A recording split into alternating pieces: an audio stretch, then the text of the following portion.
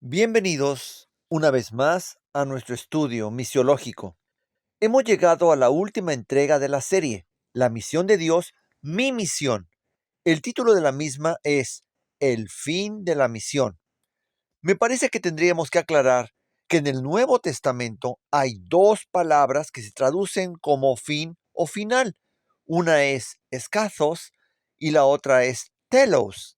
Escasos se refiere a algo que ocupa el último lugar, ya sea en una serie de eventos o donde ya no hay algo más.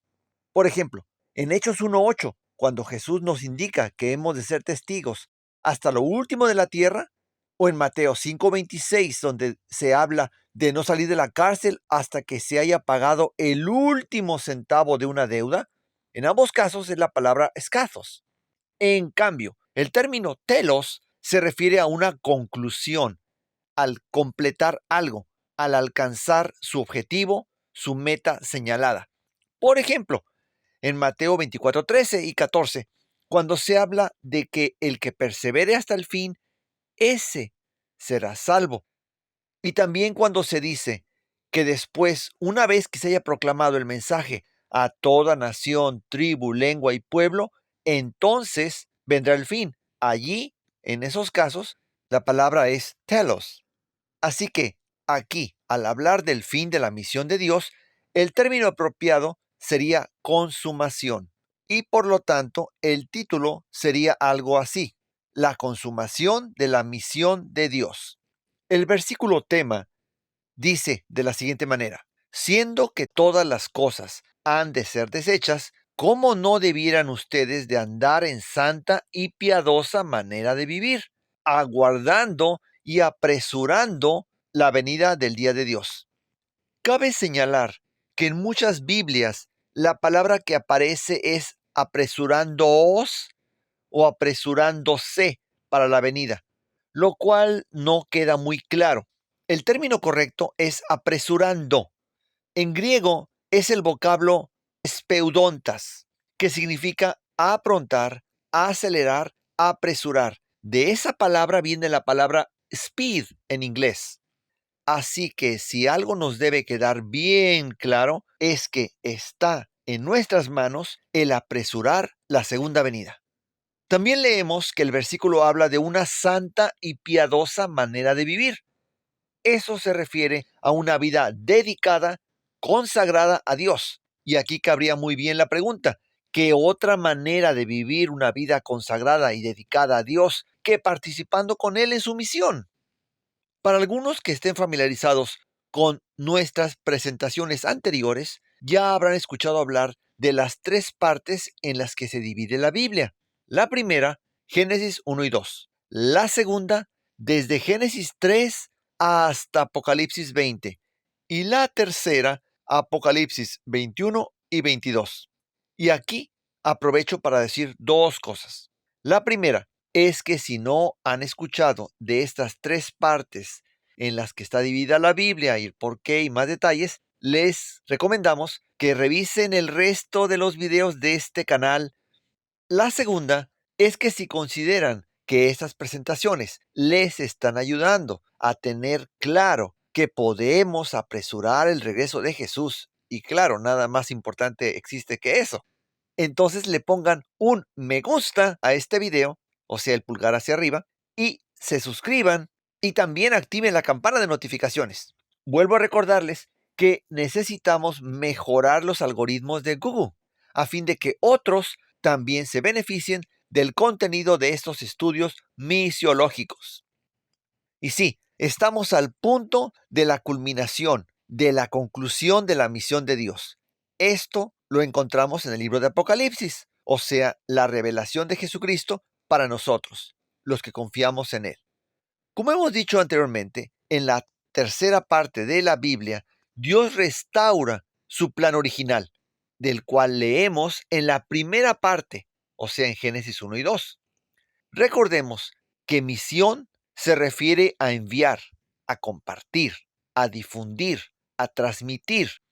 Desde los primeros versículos del libro de Apocalipsis encontramos cómo el Padre le participa a Jesús. Jesús le comparte a su ángel y éste le transmite a Juan lo que él escribe para que nosotros podamos leerlo en el libro, a fin de que nos mantengamos alentados y seguros en Dios, ya que como dice el versículo 3 del primer capítulo, el tiempo está cerca. Puede que para muchos el tema de ese libro, el Apocalipsis, resulte algo terrorífico. Sin embargo, para los que tenemos una visión clara de quién es Dios y cuál ha sido su plan desde el principio, el ver que ya se va a restablecer todo a como Dios lo había planeado originalmente, eso nos trae gran felicidad, certeza e interés. Ya queremos que eso ocurra. En el versículo 6 de Apocalipsis 1 se nos recuerda algo que ya hemos leído anteriormente, y es que Dios nos ha constituido reyes y sacerdotes. Eso no es nuevo. Lo encontramos en Éxodo 19:6, Deuteronomio 7:6, Primera de Pedro 2:9, Isaías 61:6, etc. Para tener más claro a qué se refiere eso de ser reyes, hay que analizar un poco el modelo bíblico del rey.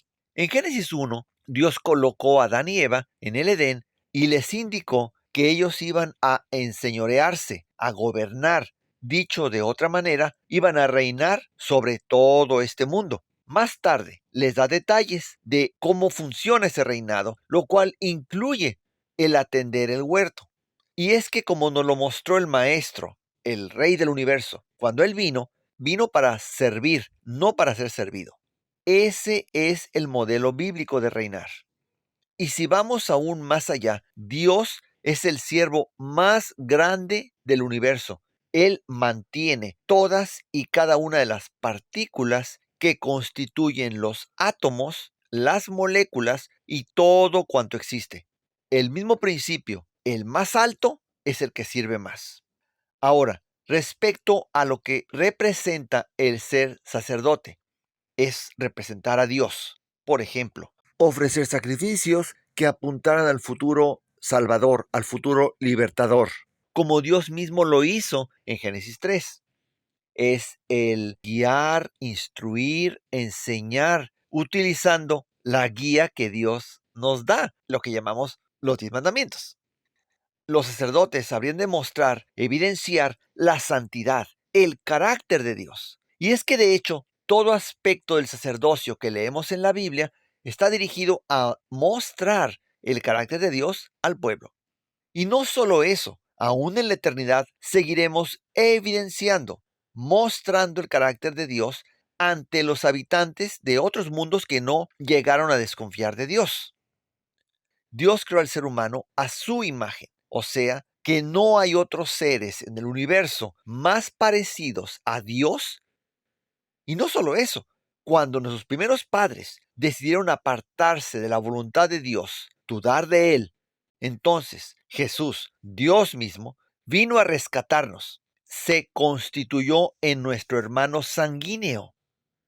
Nos es evidente el que esas funciones y definiciones bíblicas de reyes y sacerdotes tienen una aplicación práctica en la misión de Dios aquí y ahora. En el Nuevo Testamento encontramos dos palabras para tiempo. Una es cronos y la otra es kairos. Cronos se refiere a una cantidad de tiempo específica. Kairos transmite la idea de un momento oportuno, especial o un incidente en particular. Por ejemplo, cuando se habla de que el tiempo está cerca, allí en Apocalipsis capítulo 1:3, la palabra es kairos. Sin embargo, en Apocalipsis 10:6, cuando dice que el tiempo profético ya no sería más, la palabra es cronos. Y luego, cuando leemos allí en Apocalipsis 12:12, que dice que Satanás tiene poco tiempo, la palabra es kairos.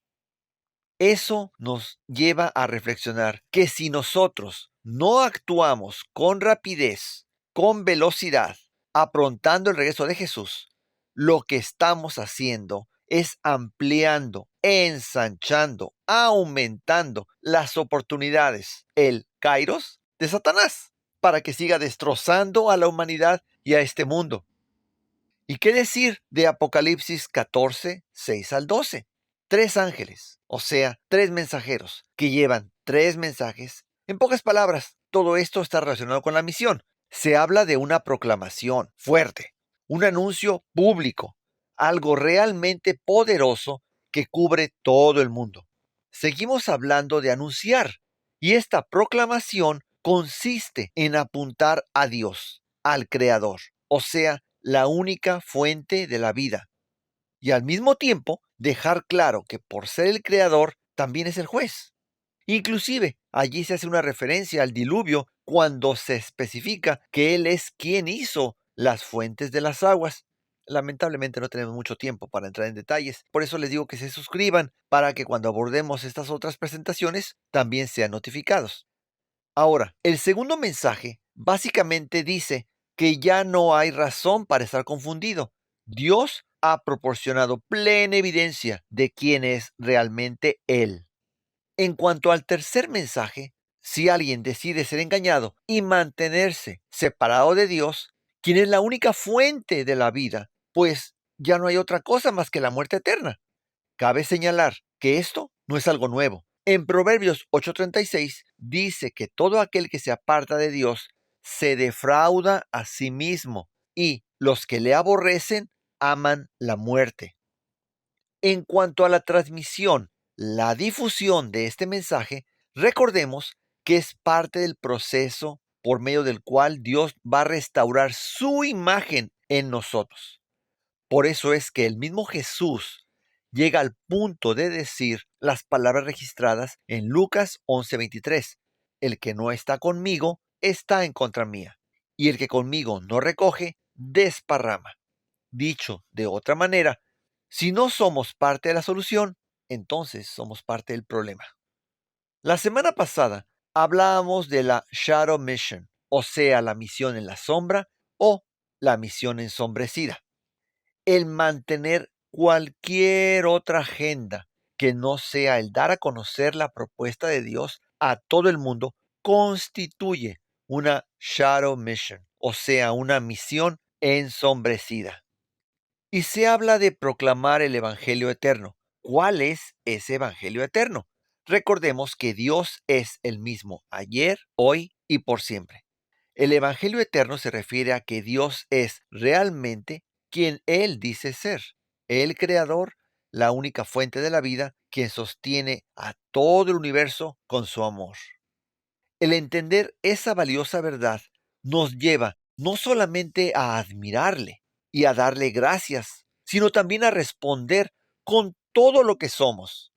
Esto, responder con todo lo que somos, es la verdadera y genuina adoración. Aquí cabría decir que debemos de tener cuidado de no seguir lo que nuestro corazón nos indica, o sea, lo que acostumbro llamar la doctrina Disney. La Biblia dice que el corazón es engañoso. Así que la idea de seguir lo que mi corazón me indica es una receta, no solo para el fracaso, sino también para la ruina eterna.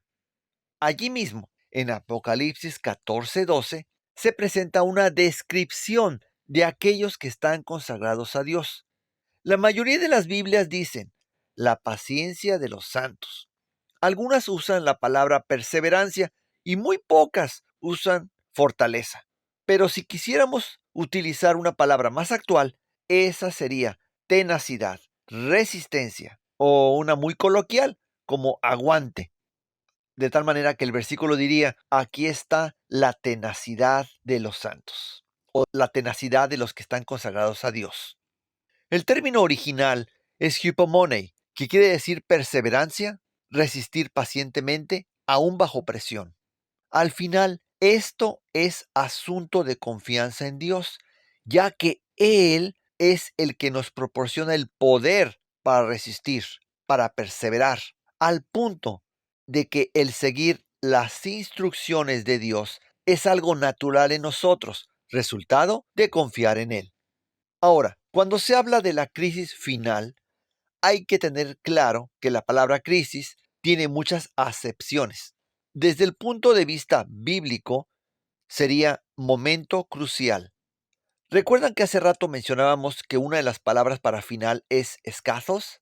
Cabe señalar que allí en Mateo 28:20, cuando dice que si nosotros hacemos todo lo que Jesús nos indica, entonces Él va a estar con nosotros todos los días hasta el fin del mundo, la palabra para fin allí no es escasos, como uno pudiera imaginarse. La palabra es sinteleia, que significa consumación, la culminación, el cierre de esa parte. En otras palabras, la promesa de Jesús, que si hacemos lo que Él nos indica, va a estar con nosotros todos los días hasta el cierre de la etapa, de esa etapa, que no solo incluye el reinado del pecado en la humanidad, sino también la proclamación del Evangelio. Y por supuesto, no olvidemos lo demás que dice Mateo 28, 19 y 20. A medida que vayamos, tenemos que hacer discípulos. Una vez que esas personas han aceptado estudiar más, hay que sumergirles en la atmósfera del cielo. No solamente el bautismo por agua, eso es el comienzo. Estamos hablando del bautismo del Espíritu Santo, o sea, el sumergirse plenamente en la atmósfera del cielo, el carácter del Padre, del Hijo y del Espíritu Santo. Ahora, allí dentro de ese contexto, hay que enseñarles todo lo que Jesús nos ha indicado. Y claro, eso incluye el integrarse a la misión del Maestro. Y luego, si nosotros seguimos los pasos anteriores, entonces Jesús va a estar con nosotros todos los días hasta la consumación de esta era. ¿Por qué es que a Dios le interesa todo grupo de personas? Recordemos que Él es nuestro Padre. Él nos ama a todos desde el principio, desde que nos creó. Originalmente ha querido que disfrutemos la vida que Él nos proporciona. Ese ha sido el plan original al darnos la existencia.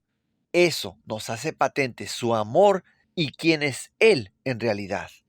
Ahora, se habla de que todo ser humano tiene que tomar una decisión a favor o en contra de Dios. Y aquí debemos de tener muy en cuenta que en gran parte la forma en la que la gente responde a la gracia de Dios va a depender de cómo nosotros presentamos la oferta del cielo. Si lo hacemos como que es de poca importancia o presentamos a Dios en términos desfavorables, tal vez porque nuestra propia perspectiva de Dios está distorsionada.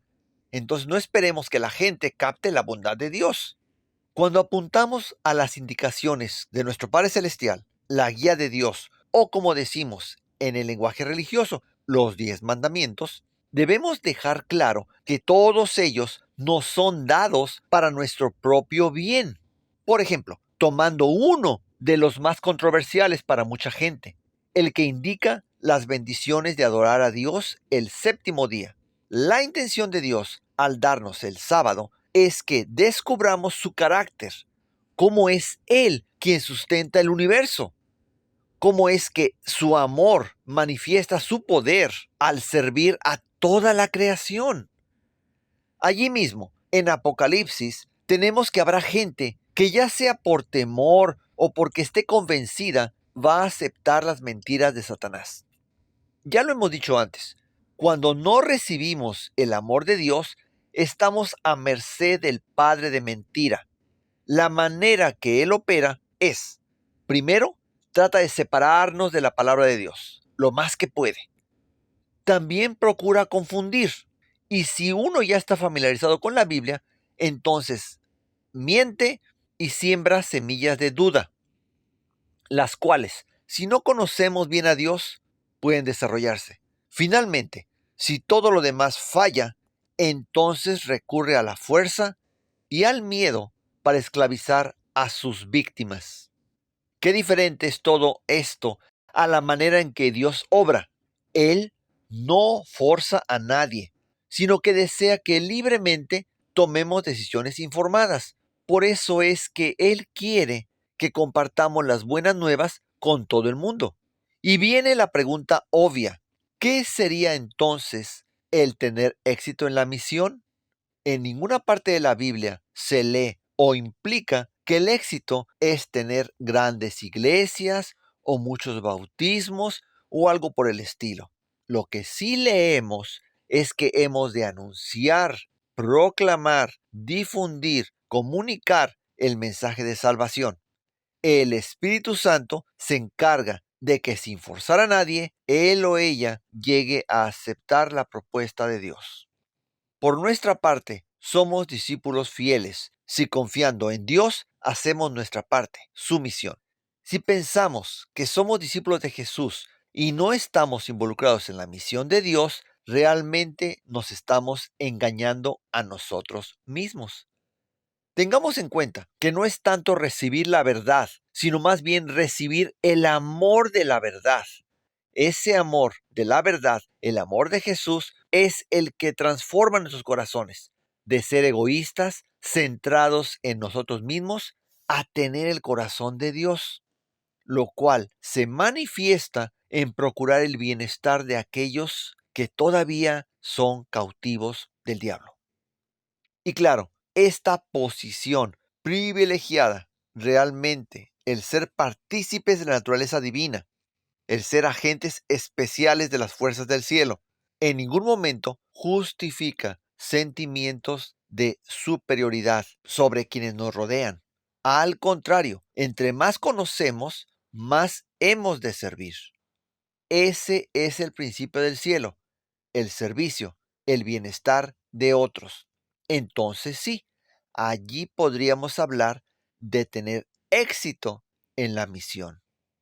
Ahora, cuando se habla de completar la misión, entonces sí estamos hablando de la palabra telos que mencionaba hace rato.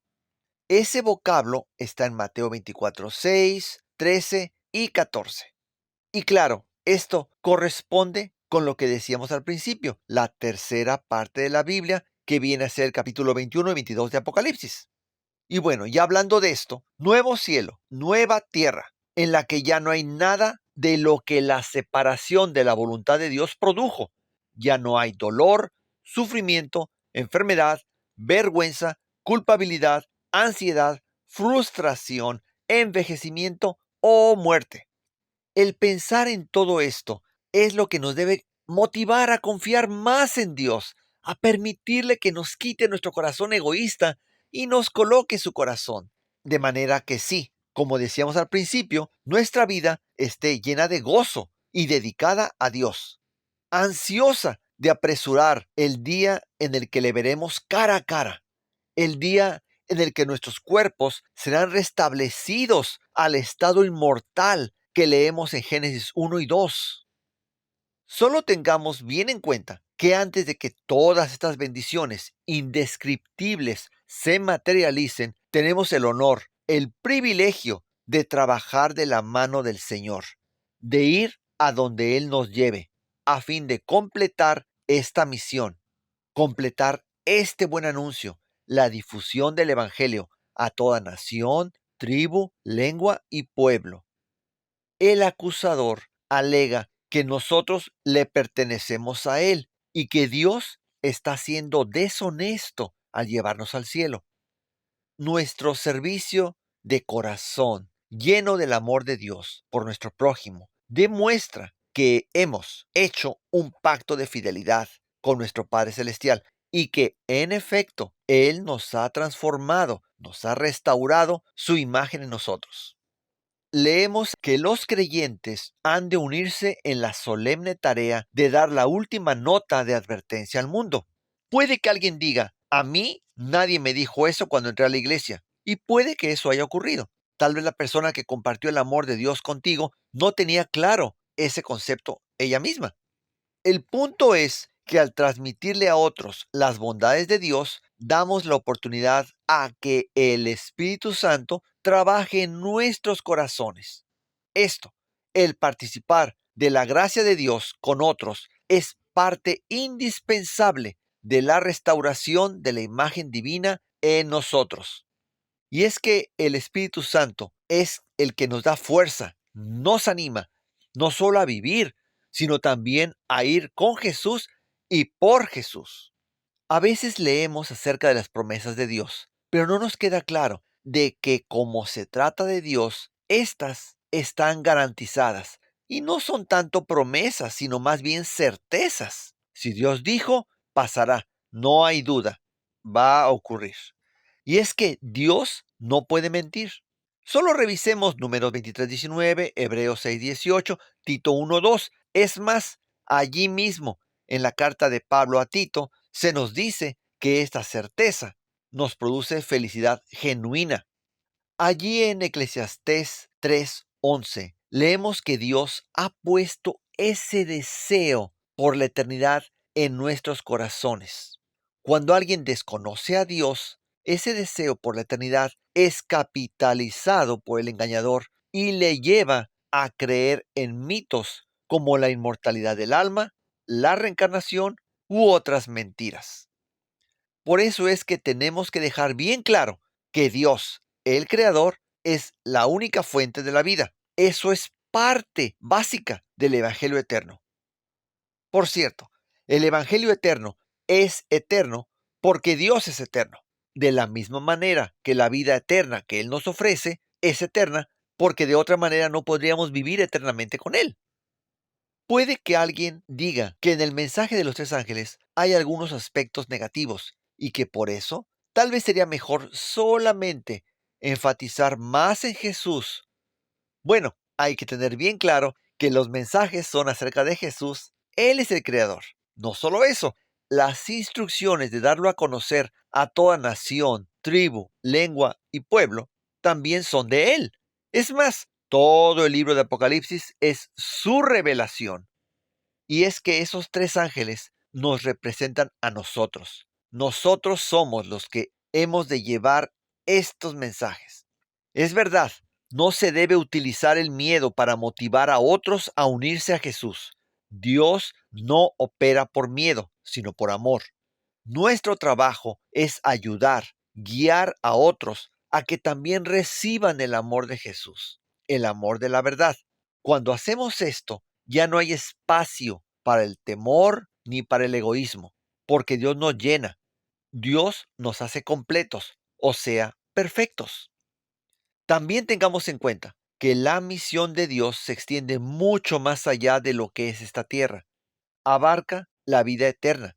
Será nuestro placer el compartir con seres de otros mundos no caídos la bondad de Dios y lo que Él hizo en nuestras vidas de manera que ellos jamás lo han vivido.